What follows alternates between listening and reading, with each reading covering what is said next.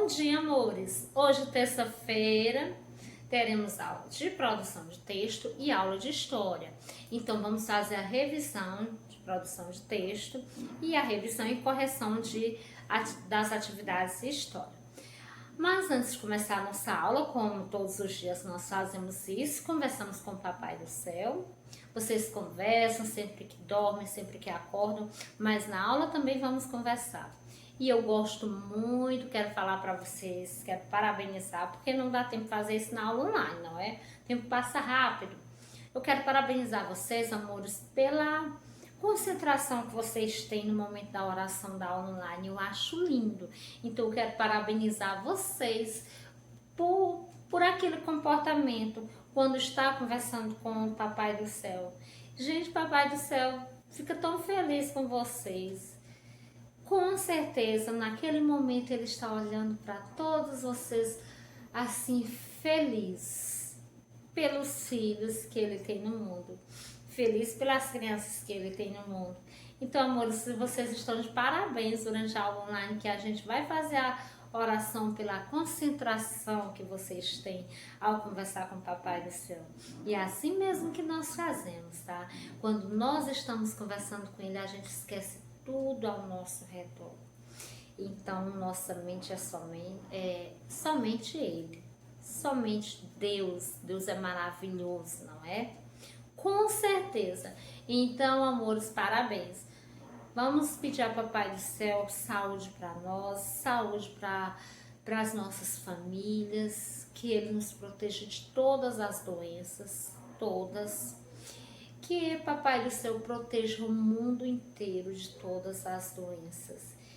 Que cuide das pessoas que nesse momento elas estão doentes, não estão bem de saúde. Cuide das pessoas que estão nos hospitais. Cuide dos seus parentes, das suas famílias que também não estão bem. E não esquecendo nunca da nossa família e da gente. Amém.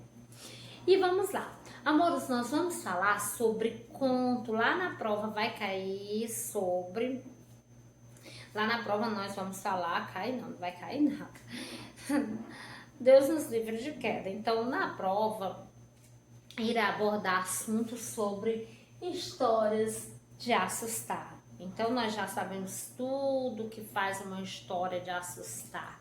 Não sabemos, gente, o que faz as histórias assustarem a gente. Tem determinadas histórias que a gente chega a ficar com medo.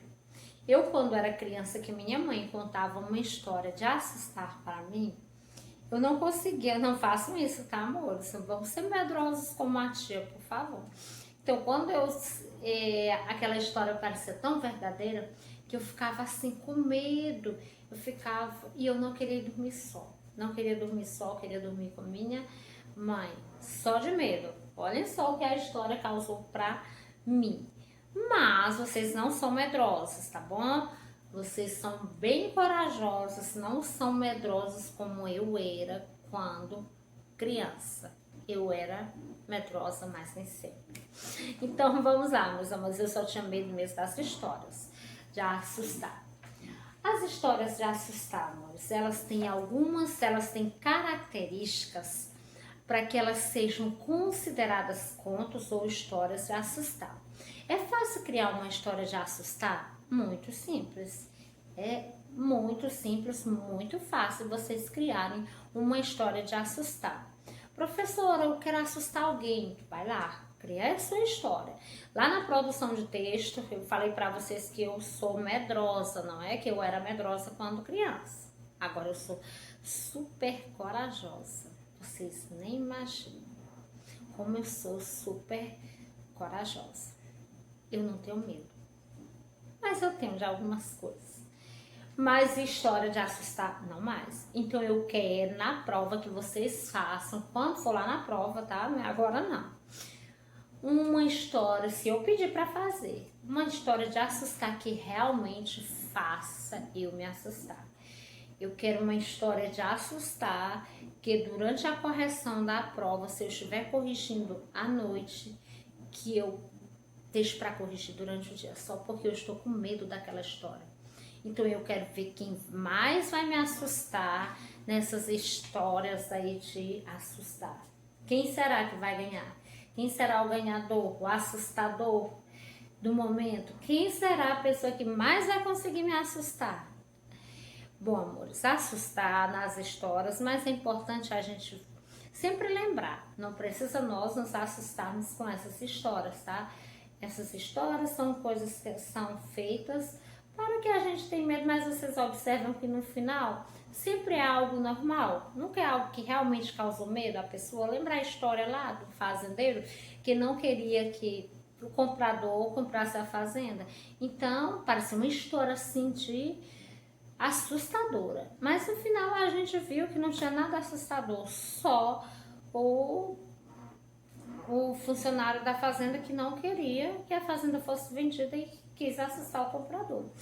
Mas as histórias de assustar, amores, elas têm. Então vocês podem, no início da história, contar toda uma história de assustar. E no final, professora, eu posso fazer o final dessa história? Posso fazer como se ela não fosse de assustar, igual ao texto que foi lido? Sim, pode sim. Então as histórias de assustar, elas seguem algumas características que tem que ter na história de vocês. E amores, por favor, eu sei que vocês estão fazendo, tá bom? Mas não se preocupe que vocês são super, hiper, mega inteligentes. Não precisa achar, durante a produção de texto de vocês, façam vocês mesmos, é o momento da criação, da produção de vocês, tá bom, amores? Não se preocupe que tudo que vocês estão fazendo, que presta melhorar você, e tudo que vocês estão fazendo é bem feito. O que importa é vocês fazerem.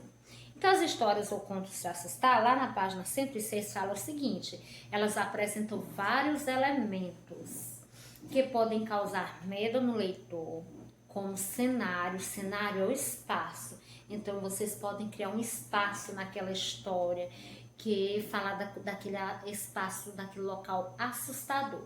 Então, pode ter um cenário, por exemplo, noturno, correntes que são arrastadas, imagina arrastando várias correntes, vozes sussurradas, portas que batem de repente. Teve um dia que a porta bateu aqui, mas foi o vento, não foi a assombração, meus amores, por favor, viu?